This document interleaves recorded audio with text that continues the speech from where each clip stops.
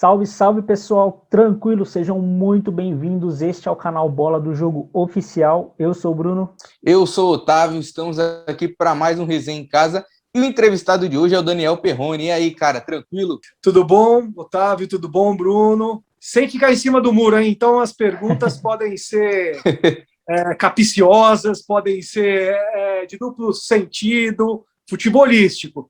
Mas estou aqui para participar aí do programa e para a gente conversar sobre o assunto que todo mundo gosta, né? Futebol. Sim.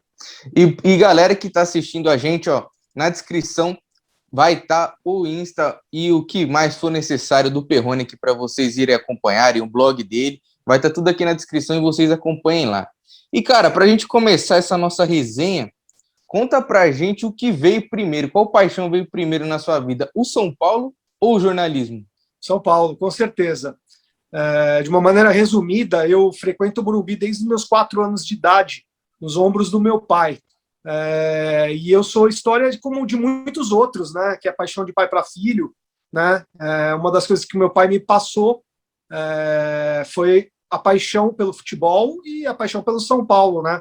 A gente sempre morou perto do Morumbi, né? Relativamente perto, né? Eu comecei morando nos Jardins, né? Eu nasci morando nos Jardins, que não é tão perto do Morumbi assim, mas não deixa de ser longe. Mas depois o meu pai e minha mãe compraram uma casa pertinho do Shopping Morumbi. Quem mora em São Paulo sabe, né? E o nome Shopping Morumbi já remete à proximidade com o clube, né? E pelo convívio e pela paixão do meu pai, vendo o meu pai, minha maior referência em termos de torcida, né, do São Paulo, eu adquiri esse DNA tricolor. E hoje em dia tá difícil o São Paulo, né? Porque tirando o Crespo, a gente vai entrar um pouquinho nisso daí, do São Paulo e tal, mas atualmente torcer para o São Paulo para esses pequenininhos que estavam vindo aí estava sendo difícil, né? Muito difícil. Eu, por exemplo, eu não tenho filhos ainda, né? Mas eu tenho um monte de afilhados, né? Sou padrinho de pelo menos uns 10. Para convencer. Sabe o que eu faço? Eu, por exemplo, o que eu fazia, né? Porque nesse ano já deu para amenizar. Mas eu levava os meninos para assistir os jogos lá em Cotia, da base, que a base de São Paulo ganha tudo, né? Ao contrário dos últimos anos do profissional. Então a gente comemorou muito e a gente deu para dar uma enganada aí na molecada.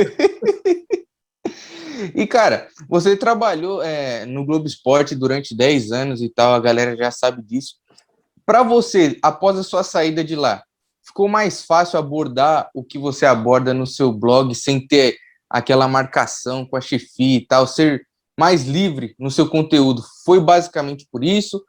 Como que você viu essa diferença? Então, Otávio, o Grupo Globo foi uma grande escola para mim, né? Fiquei 10 anos lá no projeto de blogueiros, né? Que foi o projeto durou de 2006 a 2016, exatamente o período que eu fiquei. Foi uma grande escola. Então, assim, eu saí da Globo, acabou o projeto, e eu fiz o meu blog, né? E o meu blog eu uso praticamente, se não for 100%, quase 100%, eu uso tudo que eu aprendi na Globo, desde o manual de redação, de ética, de comportamento, entendeu? Checar os fatos, usar as palavras certas. Enfim, tem toda uma regra, não é uma regra de opinião, e sim uma regra de conduta, entendeu? Então eu uso essa regra de conduta até hoje no meu blog, tanto é que as pessoas que saíram do meu convívio diário da Globo continuam me acompanhando e percebem que eu não mudei a minha postura. Seria muito ruim para mim como influenciador e como jornalista, né? Eu não me considero jornalista, tá? Eu me considero um entertainment, tá? Apesar de eu ter um diploma de jornalismo, eu sou formado em publicidade. E o projeto da Globo, ele começou na publicidade, era do marketing, e depois que ele migrou para o jornalismo, para a redação, e aí eu usei o diploma que eu tenho de jornalismo, eu usei para continuar no projeto, tá? E aí sim, realmente aprender o que era uma redação, o que é o jornalismo esportivo, Eu aprendi no convívio com a Globo, mas só tinha o diploma, estava querendo exercer alguma coisa de jornalismo, não sabia o quê, aí eu me descobri nisso, e eu uso isso no meu blog. Então, assim, muita gente me fala, pô, agora você pode falar o que você quiser, agora você pode, soltar as cobras e os lagartos, né, que você não podia na Globo. Não é bem assim, né? Seria muito ruim ter um Perrone na Globo e depois que saiu ter um outro Perrone. Quer dizer, então, que eu enganei todo mundo na época de Globo, né? Não é bem assim. Eu sempre fui aquilo, fui me aperfeiçoando na técnica e na ética que a Globo tem, e eu uso muita coisa agora. E só para dar um exemplo rápido para vocês, tá? A Globo, ela não deixa, quer dizer, ela briga com você se você emite uma afirmação sem poder comprovar os fatos, tá? Isso de uma maneira geral, entendeu?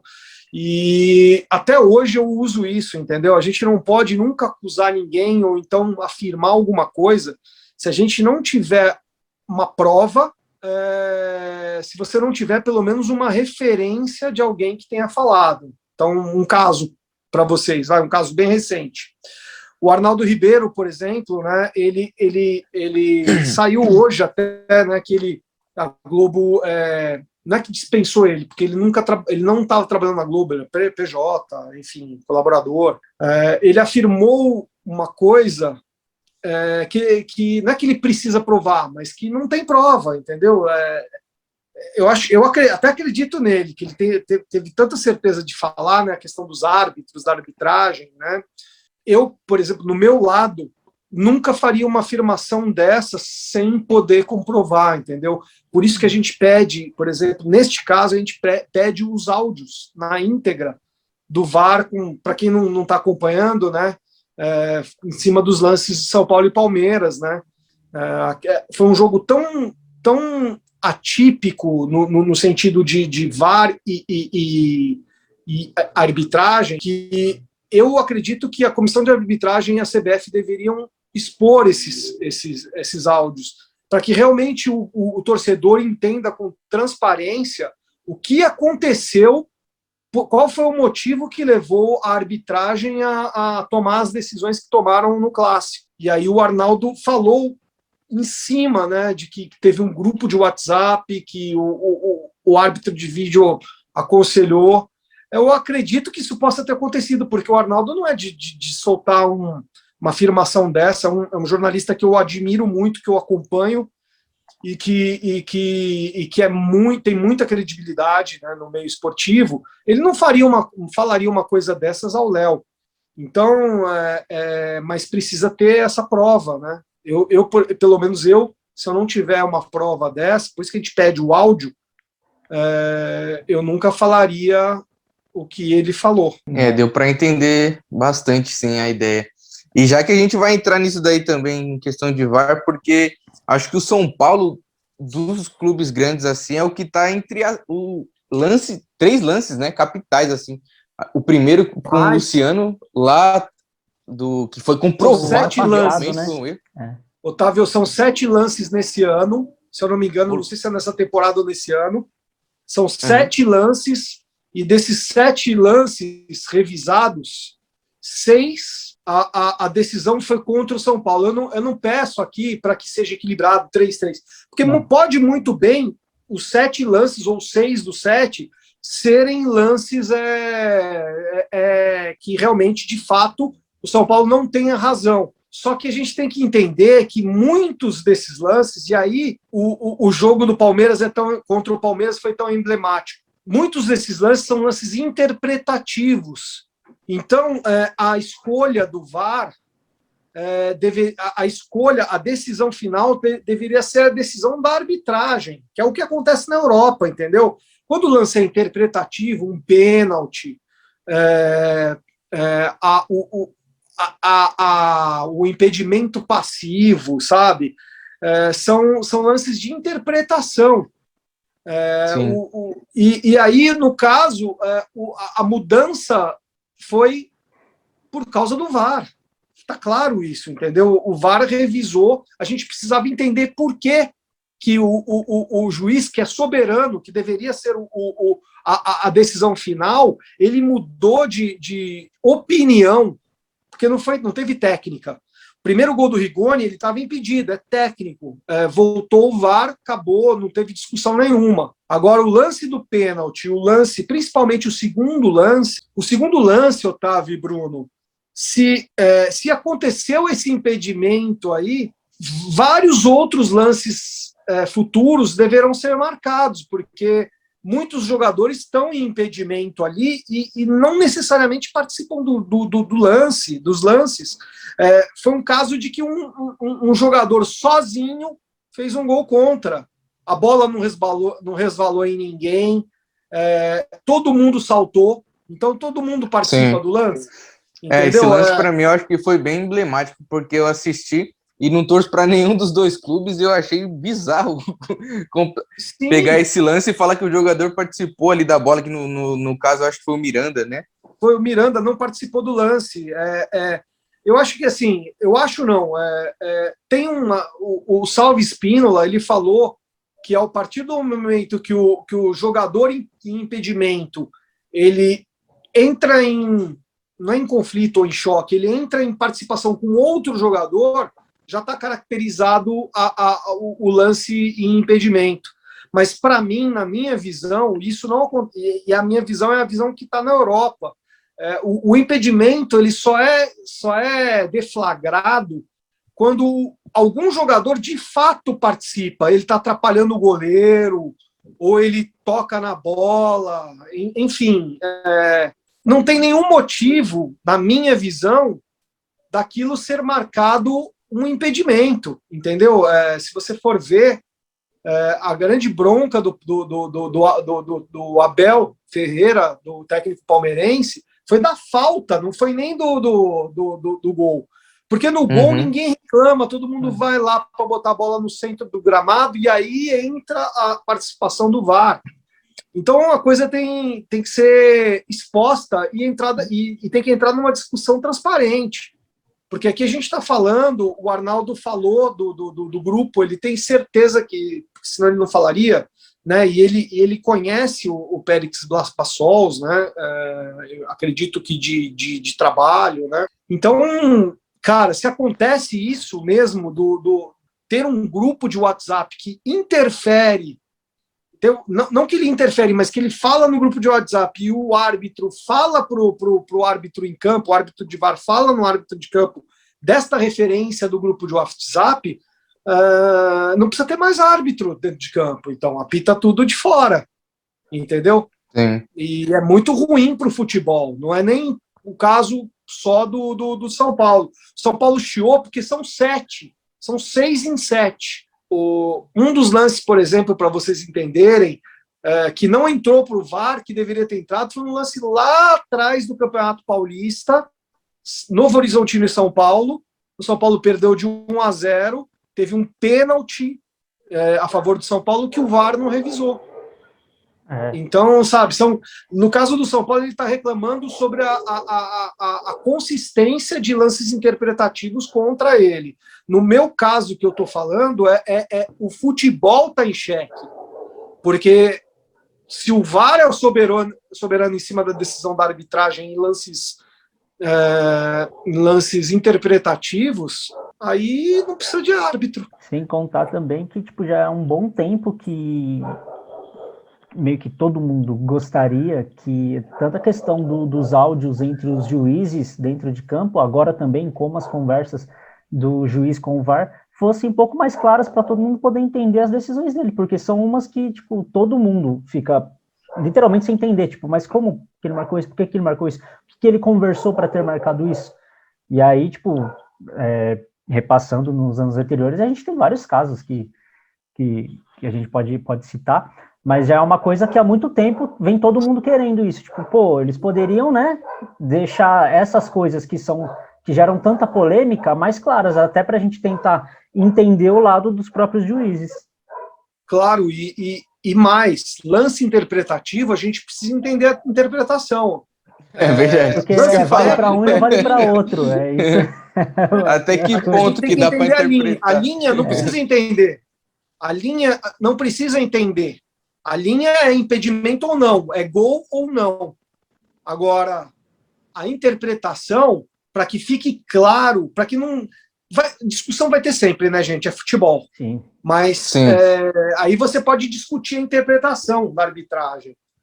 Mas, assim, na minha opinião, na minha franca opinião, o árbitro tem que ser o responsável pela decisão final. Sim. É aí que tá pegando, entendeu? Aí, nesse caso, São Paulo e Palmeiras, o que pega é isso, entendeu? É muito estranho a arbitragem convicta dar um pênalti ou assinalar o gol, é muito discutível. O gol no final do jogo, para mim, não. Por isso que a gente precisava saber as interpretações. Mas, enfim, é algo que uma instância maior tem que ser discutido numa instância maior, tem que ser discutido entre todos os clubes. Porque pau que bate em Chico pode bater em Francisco depois. Né? Sim. E aí, o pior é que a gente reclamava antes do VAR de erros cruciais, que a gente achava, nossa, isso é muito fácil. Se tivesse alguma tecnologia a mais, a gente conseguiria evitar esse tipo de erro. E agora que tem, a gente fica indignado mais ainda que tem essa quantidade de tecnologia, eles mantêm o mesmo erro. Mas, Otávio, tem, e eu sou a favor de que tenha. Eu sou a favor. Sim. Só que tem que ser usado como é usado na Europa, tem que ser usado de outra forma. Lance interpretativo, o VAR chama para olhar. Tudo bem, revisa, olha de novo, mas a decisão tem que ser do árbitro. E lance técnico, aí sim, aí o VAR pega e fala, olha, foi impedimento, está aqui a linha. Não precisa voltar lá. Se o VAR está falando que foi impedimento, assinala o juiz, assinala o impedimento, mostra aquela imagem fremeada e acabou, segue o jogo. Agora, lance interpretativo, a gente tem que aprender muito com o que está acontecendo lá fora. Sim. Sabe? Lá fora, os caras, assim, no popular, os caras deixam rolar. Entendeu? A arbitragem está lá do lado. Ela viu que aquele encostão aquele pênalti em cima da Inglaterra na Eurocopa. Aquele pênalti, eu acho um caso muito parecido com o pênalti no São Paulo. Parecido, que o jogador encosta no eu não me lembro de quem era, se era no Sterling. Era Sterling, foi em cima do Sterling. Foi muito parecido, porque houve o toque, o esbarrão, e aí para mim, só o árbitro, para interpretar se aquele esbarrão foi suficiente para ver uma infração ou não, se foi de jogo. Não é o VAR. Pô, na câmera lenta, a tendência daquilo virar uma coisa muito maior do que realmente é fato, entendeu? Sim. Ontem mesmo, eu acho também, só te cortando rapidinho, Bruno, que os vascaínos tentaram comparar o chute do Léo Jabá no Reinaldo e o que, se eu não me engano, o Bruno Alves deu no meio-campo do Vasco. Tipo, foi muito descompensado. Acho que foi o Rodrigo Nestor, eu acho. Verdade. Foi ele, sim. Mas tentaram nesse lance da câmera lenta também, mas dá para ver totalmente a diferença. Do Léo Jabá quase matou o Reinaldo lá, e o do Nestor deu uma pegadinha na coxa, assim, que não deve ter nem ficado a marca depois. E olha, então, o Nestor já foi expulso por isso, pelo que o Jabá fez.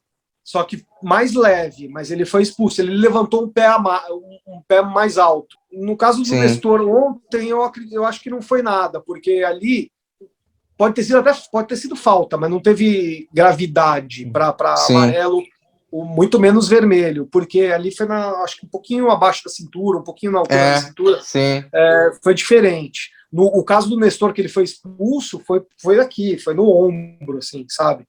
Aí aí realmente ali, pela nova regra, tem que ser expulso. E, cara, você faz bastante vídeo pro Instagram e tudo mais. O que você acha dessas redes sociais no sentido de ajudar a amplificar o tipo de conteúdo, seja no Instagram, seja, de repente, no Twitter, hoje em dia, até no TikTok? Como que você vê, assim, essas redes para a propagação do conteúdo? Cara, eu acho fantástico, porque eu acho que é uma oportunidade que a tecnologia dá para os torcedores de amplificarem as vozes. Antigamente, Eu sou eu não sou da época, eu sou dessa época agora, mas eu já vivi a época da gente ter discussões acaloradas em bar, sabe? Você terminava o jogo e ia para o bar para discutir o jogo. Até hoje acontece um pouco, é que eu não posso mais, eu tenho um timing de opinião que eu tenho que publicar no blog que não me permite sair do Morumbi e bater papo com meus amigos e depois ir gravar, senão você perde o timing de informação, né? As pessoas querem ver aquilo agora, é um fenômeno novo, né? Não somos mais da época do jornal, que a gente via a opinião só no dia seguinte do que aconteceu no dia anterior. Mas eu acho fantástico. O que peca é o modo como o ser humano trata a informação, entendeu? Então você tem a informação checada, vindo de boa fé, e muita gente que usa as redes sociais para trabalhar a informação de má fé, entendeu? De vários sentidos. Por exemplo, sei lá, você pega um jogador que está com Covid, e aí você pega e escreve lá que o jogador foi entubado, sabe? Tipo, sem saber.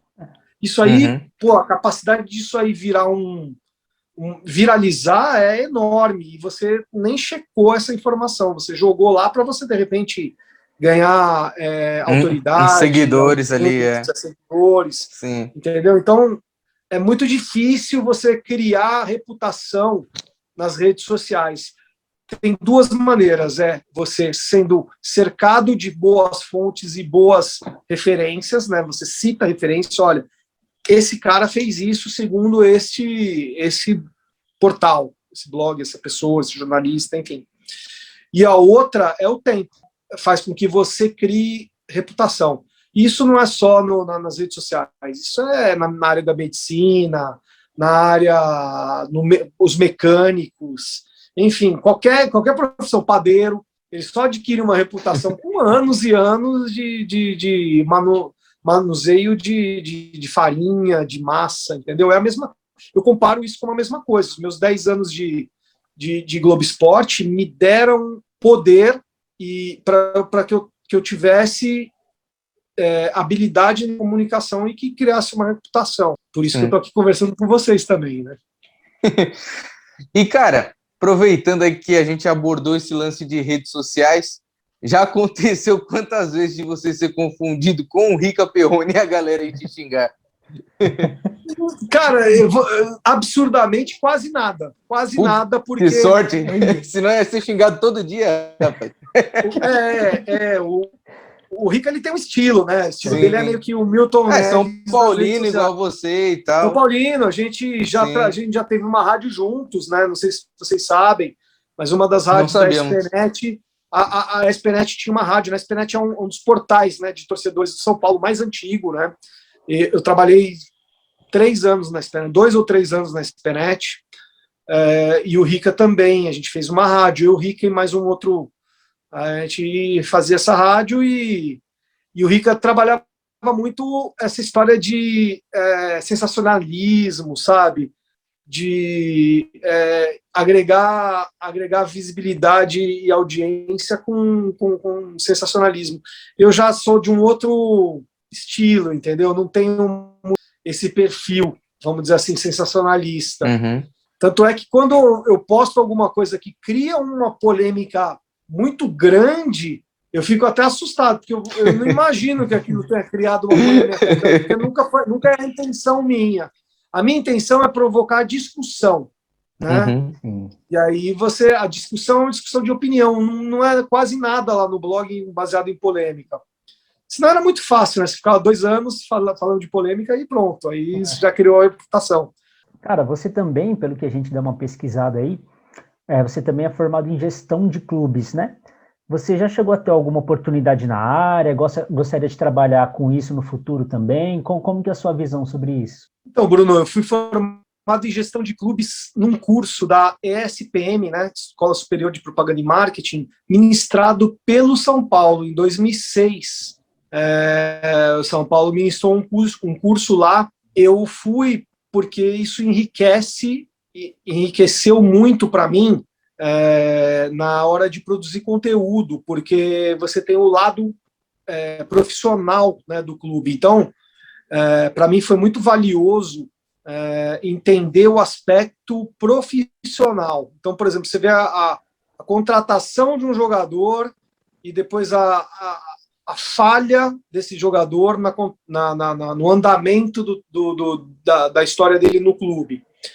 Então você tem uma explicação de torcedor, o cara não joga nada, que o cara é XYZ, e você tem a explicação profissional, entendeu? Você tem os motivos profissionais. Então, isso me ajudou a levar uma outra visão para o torcedor. E eu nunca tive a intenção de ser um cartola, vamos dizer assim, um dirigente, nunca tive a intenção de trabalhar no clube com algum tipo de função, por exemplo, no marketing, que é onde eu trabalho agora, ou na comunicação, ou na própria área de futebol. Nunca tive essa intenção. Sempre foi com a intenção de ter mais subsídio para poder emitir uma opinião. Uhum. E isso me ajudou muito ao longo dos anos, né, na Globo. Isso foi, para mim, foi fundamental para que o meu seguidor ficasse leal ao meu trabalho. E uma coisa legal desse curso aí que eu participei, uma curiosidade, é que eu tive, assim, cadeira com quem foi presidente do Grêmio Barueri na época, do Bragantino na época, vários presidentes e diretores de vários clubes menores foram para a gestão do São Paulo. E, infelizmente, de lá para cá, de 2006 para cá, não houve mais nenhum curso do São Paulo. E pior, o São Paulo parou no tempo, porque ele ficou preso nesse modelo de gestão que já está obsoleto, já tem novos modelos agora, e agora o São Paulo, como clube, tem que correr atrás, né, para voltar ao espaço que ele tinha de dominância, né? Ele era dominante naquela época, 10, 15 anos atrás, com o tricampeonato brasileiro, com a Libertadores Mundial, com o Paulista, e hoje ele tem que comer um pouco de grama aí para voltar a ser competitivo, não só dentro de campo, mas também na área de marketing, na área de financeira. Mas para responder para vocês bem objetivamente, nunca tive essa intenção de ser dirigente. E, cara, hoje em dia, a gente vê, não sei se a grande maioria, mas grande parte, assim, dos jornalistas, comentaristas, tanto na TV, na rádio, na mídia de uma maneira geral, que eles expõem o time que eles torcem, eles falam abertamente qual o time que eles torcem. Você acha que isso influencia também a forma como os torcedores acompanham esses jornalistas e comentaristas? Ou até, no caso, vamos supor, no seu caso, que escreve, que expõe sua opinião e tal, e você fala o seu time, você expõe o seu time? Eu acho sim, Bruno, eu acho que na medida que a pessoa expõe o clube que ela torce, e que eu não vejo nenhum problema, tá? Que fique claro, não vejo nenhum problema em expor, acho que é até legal expor, mas infelizmente ela vai ter a tendência de ser mais restrita ao grupo de torcedores que ela pertence. Uhum. Vamos botar um exemplo aí, o meu amigo Alex Miller. Meu amigo Alex Miller é um jornalista muito competente, e ele é claramente torcedor do Palmeiras. E eu vejo muita gente, por exemplo, eu participo de muita live com ele, e eu vejo geralmente pessoas falando para mim, torcedores de São Paulo, falando, eu não vou participar porque É um palmeirense. ele é palmeirense. Então eu sei que também pode acontecer comigo, entendeu? Uhum. Mas na minha visão de futebol, eu acho que quanto mais opiniões diferentes sobre o mesmo assunto, melhor. Isso gera mais discussão. O que não pode é o jornalista ser tendencioso além da conta. Ele pode ser um pouquinho tendencioso, até gosto que seja um pouquinho tendencioso. Porque isso daí dá a pimenta da discussão. Uhum. Mas muito tendencioso eu não gosto. Eu acho que daí a pessoa está se dirigindo só para um público. Eu até concordo totalmente com você, mas será que o cara não expondo o clube que ele torce, o cara que escuta e é um rival dele, por exemplo, um palmeirense, já não vai achar que ele está sendo tendencioso até quando ele não é tendencioso? Ah, não sei, cara. Depende muito do perfil do jornalista. Pô, você vê o André Fury, você vê o PVC, são jornalistas tão técnicos, vamos dizer assim, no que eles falam. Lógico, eles têm a opinião deles, eles têm mas é tão técnico que se você não souber de que time que ele torce, você não vai ver tendência nenhuma lá, entendeu? Uhum. Eu cito esses dois porque são dois jornalistas que eu procuro como referência, entendeu? Sim. Porque eu acho que eles criaram uma reputação em cima de opiniões menos acaloradas no sentido de torcida, você vê quase nenhuma, e mais sobre os aspectos técnicos mesmo do futebol. Uhum. Gosto muito disso. Mas também é muito legal você ver uma discussão mais acalorada de jornalistas de times. Eu acho que isso aí não é ruim para o futebol. O ruim é o que as pessoas fazem, sabe? Como as pessoas entendem, como elas interpretam isso e atacam de uma forma até cruel. Sim. Por isso que eu falo, eu não sou um jornalista, eu sou muito mais um entertainment, porque, claro, eu divulgo informação, eu divulgo conteúdo, mas é um conteúdo dirigido para São Paulino, entendeu? Mas que todo mundo pode consumir, porque quem gosta de futebol, eu vejo muito isso nas minhas redes, quem gosta de futebol acompanha numa boa, entendeu? Como eu acompanho muito flamenguista, muito entertainment flamenguista, corintiano, palmeirense. Sim. E acho que isso daí, se você usa isso para o lado bom, não tem nenhuma contraindicação. Uhum.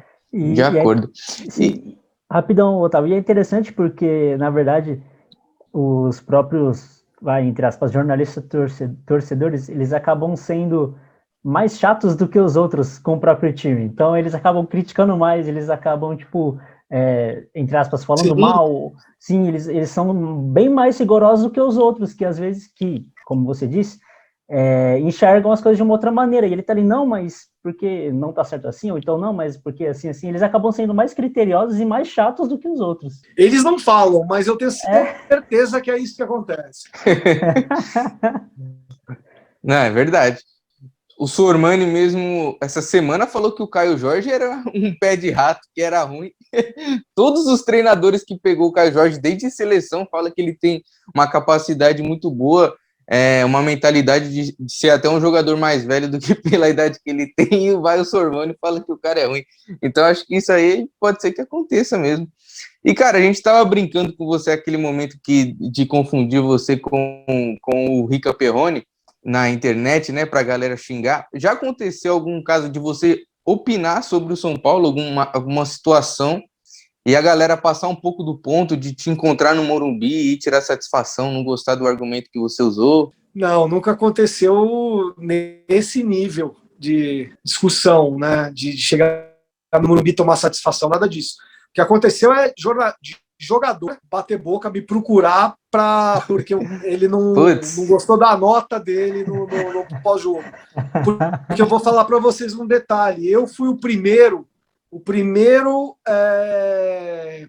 primeira pessoa dentro do Grupo Globo que começou a dar nota nos jogos. Eu dava nota nos jogos do São Paulo no projeto de blogs. E hoje todo mundo dá nota. A Globo dá nota, a UOL da nota, o Lance da nota, mas no digital tá. O lance acho que começou no jornal, mas no digital eu era o primeiro. E geralmente as notas são subjetivas, né, gente? Sim. É que nem nota no skate, na Olimpíada, nota no surf, sabe? Cada um tem uma visão do que está acontecendo, do que está vendo, né? E muitas vezes alguns jogadores me interpelavam ou no DM do Instagram, ou no Twitter, nas mensagens do Twitter, ou mesmo no WhatsApp, falava, porra, por que você me deu essa nota, cara? Merecia muito mais, eu corri tantos quilômetros, sabe? Mas a minha nota, eu sempre expliquei para eles, a minha nota nunca foi uma nota objetiva, técnica, nunca contei quantos quilômetros o cara jogou, quantos chutes o cara deu e acertou e quantos passes errou. Cara, isso vai muito do feeling no jogo, entendeu? Pô, se o cara perde aí um duelo no meio campo, eu não posso dar uma nota boa para ele, por mais toques bonitos que ele tenha dado, entendeu? Uhum.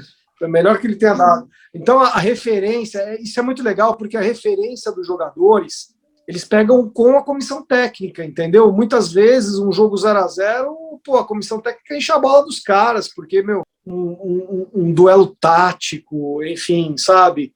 Um duelo com muitos passes, com muita posse de bola. Eu lembro que quando o Rogério começou a carreira de técnico dele de São Paulo, os primeiros jogos, que o São Paulo perdia ou empatava, o jogo era uma bosta, o Rogério pegava e falava, não, o São Paulo, ele sentava falando, ó, o São Paulo deu 58 passes, com 508 passes, com não sei quantos chutes, a gente não conseguiu. Grande merda, amigo.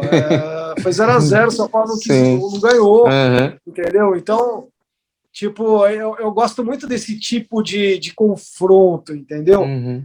Confronto no bom sentido, tá? De discussão. Porra, não adianta nada essa posse de bola se a bola não tá na rede. Ou então, pô, o time do Filipão era melhor ou pior porque, pô, jogava na retranca e fazia gol. Pô, o time do Filipão ganhou uma Libertadores assim. Né? Mas também o time do Jorge Jesus ganhou uma Libertadores jogando bonito. Entendeu? É bem complicado. Verdade. Mas eu gosto. E, cara, ainda bem que você tocou aí, que era uma próxima pergunta que eu ia fazer, que a gente tinha programado para fazer, e você já puxou o nome dele, então já vai agora para emendar na sequência. Gente que não torce para o São Paulo, mas sabe, claro, que o Ceni era bem incisivo em questões até de contratações e tal, com os treinadores, tinha sim uma voz ativa muito grande no São Paulo. Você acha que ele está sofrendo, como ele sofre hoje, o que ele sofreu no Cruzeiro, ele sofreu no Flamengo, pela época de jogador ainda? A galera não soube diferenciar ainda, porque até muitos que ele trabalhou como treinador, jogou na época dele, jogou contra ele. Você acha que é isso que está faltando no Ceni e por isso que ele deu certo no Fortaleza? Porque quase ali ninguém tinha trabalhado com ele. Eu acredito que sim, tem um pouco disso sim, razoavelmente tem tanto disso sim, porque o Ceni é um jogador recente, né? E não é um jogador qualquer, foi um grande jogador, né? Mas tem muito do modo como o profissional enxerga o trabalho, entendeu? A saída do Ceni, do Flamengo, e a entrada do Renato e a subida do Flamengo, ela explica muito isso que eu vou falar. O Ceni não encaixou no Flamengo porque o modo como o Ceni vê o futebol, treinamento, foco, extracampo, tratamento junto aos jogadores, é muito diferente do modo como o Renato vê. Entendeu? São dois técnicos diferentes no modo como veem o futebol. Não estou falando de técnica, não estou falando de tática, não estou falando de treinamento físico, não estou falando nada disso. Estou falando do tratamento de pessoas, entendeu? O modo de ver o jogo, entendeu? Pega um pouco, tá? Não é isso que eu estou falando, mas é parecido com ser líder e ser chefe. Chefe é você mandar num grupo, entendeu? Impor o teu trabalho num grupo, e ser líder é você trabalhar junto com o grupo. Ser líder desse grupo é realmente tomar a frente, mas você entender como a melhor maneira desse grupo render e você trabalhar ele. O Flamengo é a cara do Rio de Janeiro. Palmeiras, por exemplo, é a cara de São Paulo. Eu estou falando os dois, que são os dois times que estão em evidência no futebol brasileiro. Se você botar o Renato Gaúcho para treinar o Palmeiras, talvez não dê certo. A chance de não dar certo é muito grande. Agora, se você põe o Ceni, talvez, para treinar o Palmeiras, talvez tenha a chance de dar certo seja maior, porque é um estado de espírito também. Entendeu? O grupo do Flamengo se encontrou com o modo como o Renato treina. E não estou falando que o Ceni é bom ou ruim. O Ceni é um treinador que tem um modo de ver futebol que ele usou isso muito tempo dentro de São Paulo como jogador, entendeu? Ele aprendeu muito assim com Tele Santana, com o Muricy Ramalho, entendeu? O Muricy não deu certo no Flamengo. Talvez seja por causa disso, entendeu? Sim. Porque ele via... Pô, e o Muricy foi tricampeão do São Paulo. Sim.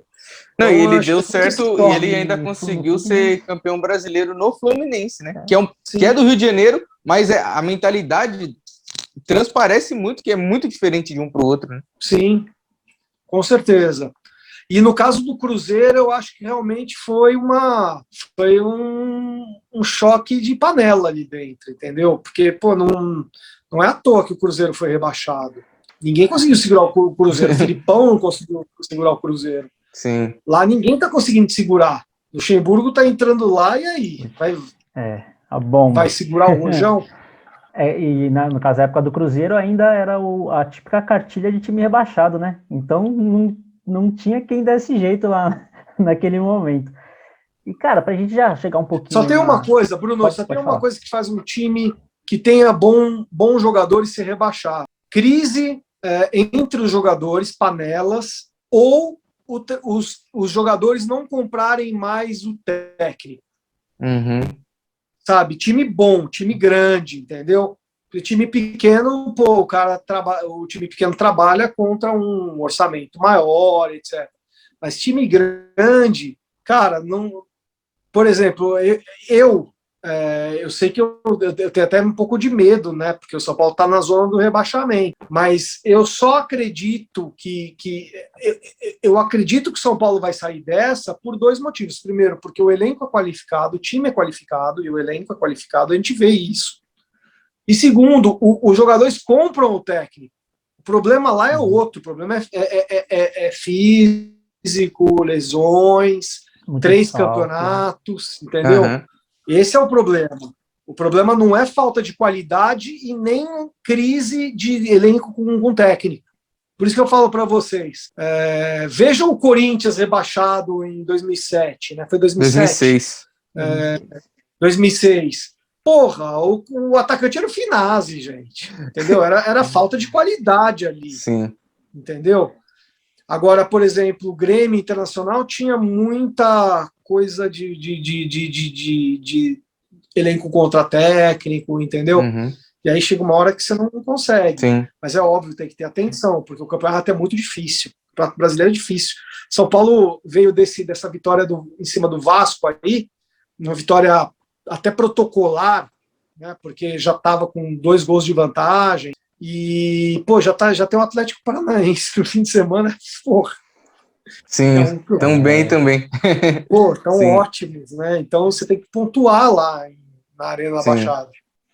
Um ponto para mim seria ótimo, mas não é suficiente para o São Paulo agora, lá embaixo. E, cara, pegando essa deixa aí, antes do Brunão já emendar aí no finalzinho da nossa resenha, eu, igual no comecinho aqui em off, falei para você que sou torcedor do Santos, e agora o Diniz tá lá, né? Aproveitando, o Diniz saiu do São Paulo por causa da briga com o Tietê, você como torcedor sente isso, e se tivesse mantido, mesmo com a discussão entre eles, ganharia também o Campeonato Paulista, como a gente viu muitos atletas do São Paulo falando que sim, nesse título tinha dedo do Diniz? Não, obviamente, vou começar de trás para frente, tá? Obviamente, o São Paulo de hoje tem dedo do técnico Diniz, sim.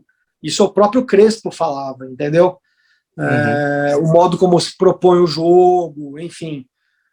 Mas a minha visão do Diniz é que o Diniz foi uma contingência necessária no São Paulo. Eu acho que o Diniz chegou um momento no ano passado para esse ano, né, no Campeonato Brasileiro, que ele perdeu o time virou o fio e não tinha repertório tático, né, que o Diniz ele tem muito essa história de botar um time e ir com essa tática até o fim. Vocês vão sentir isso no Santos. Mas, assim, eu nunca fui a favor de demitir o treinador no meio de uma temporada, como muitos torcedores de São Paulo foram, né? Principalmente depois da eliminação contra o Mirassol, eliminação bem doída, né? Sim. Do modo como foi, né? Todas as circunstâncias. Mas, assim, o Diniz, ele tem uma coisa que eu não gosto, que é uma impressão minha, tá? Não é um fato. Mas a minha impressão é que o Diniz, ele torce muito mais para o esquema dele dar certo do que para o clube ser campeão. Entendeu? Para mim tem essa história, entendeu? Ele não arreda o pé da convicção dele, e as convicções dele, ele precisa ser um pouco mais maleável para ele conseguir títulos, entendeu? Eu gosto muito do modo como ele vê futebol, mas na prática, quando você está numa enrascada, você tem que improvisar, você tem que mudar.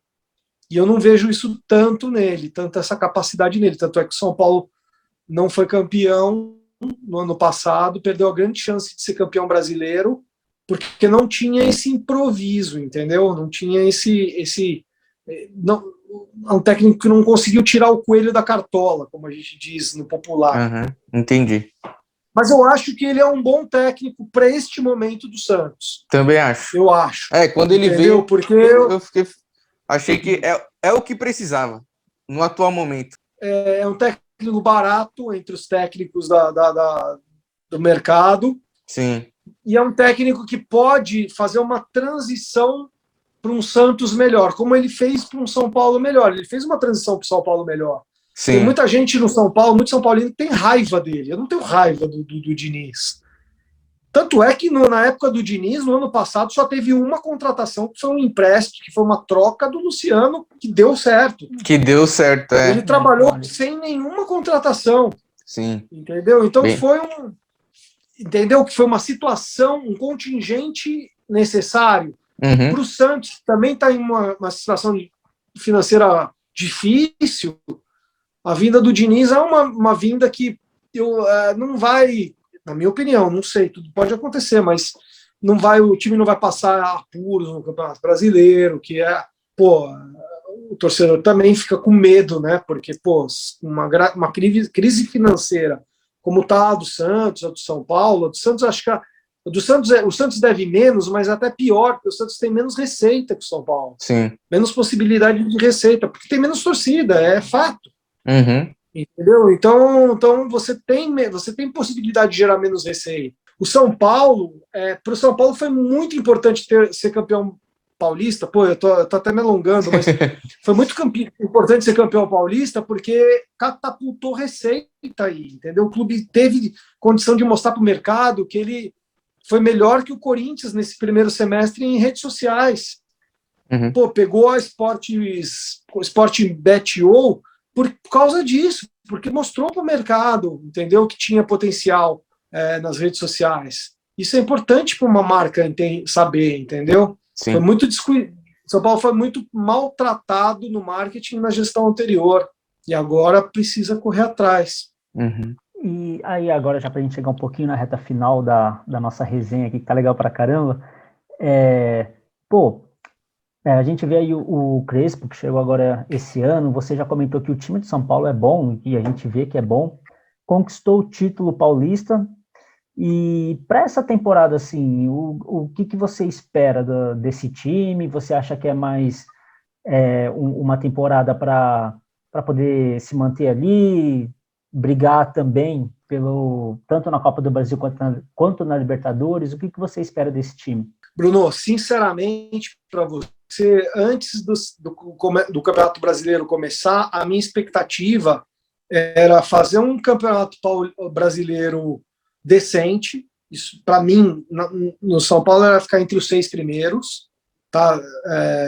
Sem passar sufoco nenhum, e buscar uma Copa. Que você tinha a Libertadores, ainda não tinha o sorteio, e você tinha a Copa do Brasil, que é um torneio que o São Paulo nunca ganhou, e além de um torneio que nunca ganhou, um torneio que dá muito prestígio e dinheiro. O retorno é feroz. O retorno financeiro é muito bom. Mas agora, nesse momento, a gente sempre vai ajustando as expectativas, tá?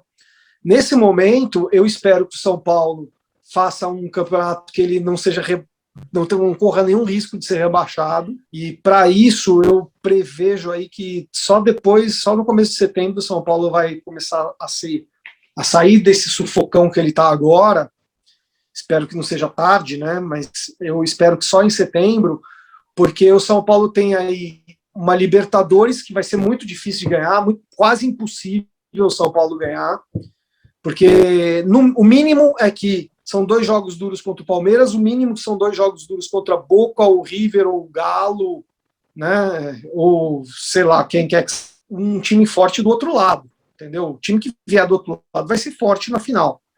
Então, para mim, é muito difícil a Libertadores. Então, vai até onde der. Foca na Copa do Brasil. Passou, sexta-feira agora vai ter o sorteio. E aí, se o São Paulo tem um sorteio favorável, eu digo sempre entre aspas, um sorteio que ele consiga passar, pô, já tá na semifinal, meu amigo. E semifinal E passou bastante time que dá para eliminar, assim, né? Sim, setembro, os que sobraram, dá para dar aquela zicada ainda, de pegar um time mas você meio quer que eu seja bem franco, eu queria que fosse o Grêmio, para pegar, para dar aquele troco do ano passado. Não, esse aí daí é uma maravilha de pegar agora. É melhor que pegar um time de menor expressão. É que os jogos são lá para frente, né? Então não vai ser ainda agora, também. né? Verdade. Mas assim, a minha expectativa, para ser bem sincero para vocês, o time não ser rebaixado no Campeonato Brasileiro, o time vá até onde for na Libertadores, se tiver que priorizar, não prioriza a Libertadores, porque é o sonho de todo São Paulino, mas a gente tem que ser realista, né, com o que a gente tem. E dependendo do que acontecer na Copa do Brasil, vai com tudo, titio. É o jeito. E, cara, agora a gente deixa aí os minutos finais aí para você falar, se a gente esqueceu de perguntar alguma coisa, pode falar aí as considerações finais de Daniel Perrone, irmão de Rica Perrone, brincadeira. Não, pode me falar. Pode falar que eu sou irmão dele, sim. Bom, eu queria primeiro agradecer vocês pelo papo de alto nível. Assim, eu falei em off para vocês que de cada 10 programas, canais, lives que eu participo, 9 são só para falar do São Paulo, e aqui a gente está falando de futebol em geral, né? Eu tendo muito para o lado do São Paulo, que é a minha especialidade, vamos dizer assim, né? Mas só tenho a agradecer. Acho que quanto mais canais do São Paulo e de futebol, de qualquer, é melhor para o Brasil, é melhor para o futebol brasileiro. E, pô, quem quiser acessar, mesmo não sendo São Paulino, entra lá, é www.saopaulosempre.com.br, e minhas redes sociais, @Daniel Perrone. Vocês me acham no Twitter, no Instagram, no Facebook, enfim. Estamos aí para discussão. E galera que acompanhou até agora, tudo isso que o Daniel falou vai estar aqui na descrição, link bem facinho para vocês só clicarem e irem para lá. E, cara, para a gente finalizar de vez, a gente sempre pede no final de cada resenha para o entrevistado indicar alguma pessoa que ele curta e acha que vai gostar do bate-papo. Pô, para vocês entrevistarem, para fazer parte do programa? Isso. Eu gosto muito, olha, do Gabriel Fu. Não sei se vocês conhecem. Gabriel Fu é um jornalista e que ele é especializado em categoria de base. Então, principalmente a categoria de base do São Paulo. Então, seria muito interessante vocês criarem um programa só para falar de categoria de base, porque no caso do São Paulo é o que segura o clube, é a nossa Crefisa, a gente fala. e assim, é uma coisa que o Brasil tem que rever. Como tratar melhor as categorias de base e algum dispositivo para que faça com que esse êxodo tão precoce de jogadores seja amenizado, porque isso não vai acabar mais, né? A gente está falando de um país de terceiro mundo contra países de primeiro mundo, com violência bem menor, com pegação no pé de rede social bem menor, que pagam em dia, enfim, sabe, que tratam o futebol com não é menos paixão, mas com menos importância apaixonada do que poderia se tratar em ambiente profissional, entendeu? Uhum. Uma coisa é você quebrar o pau com torcedor, entre torcedor. Outra coisa é você quebrar o pau profissionalmente, você ir atrás de um jogador, pegar no pé, furar pneu, né? Entre essas coisas aí, né? Botar faixa, isso aí incomoda muito, né? Qualquer um que trabalha com futebol. O Daronco que o diga, ontem que fizeram isso com ele. Ele chegou até a colocar na súmula, né? De que tinham esvaziado o pneu e etc. Infelizmente, e nem tem torcida, então provavelmente foi dirigente do Vasco, então que piora só a situação. Então é isso aí, pessoal, para você que acompanhou essa resenha até agora, sensacional, eu achei incrível, foi muito bom. Valeu, eu só tenho a agradecer, muito obrigado mesmo pelo seu tempo, por a gente ter trocado essa ideia. Galera, curte o vídeo, se inscreve no nosso canal, compartilha aí para geral essa resenha incrível. Como eu já tinha dito, as redes sociais do Perrone vai ficar tudo aqui na descrição. Acessa lá, segue o cara, porque vale muito a pena. Da minha parte é isso. Até a próxima, galera. É isso aí, Daniel. Brigadão novamente. Galera que assistiu até agora também, muito obrigado. E até o próximo vídeo. Valeu.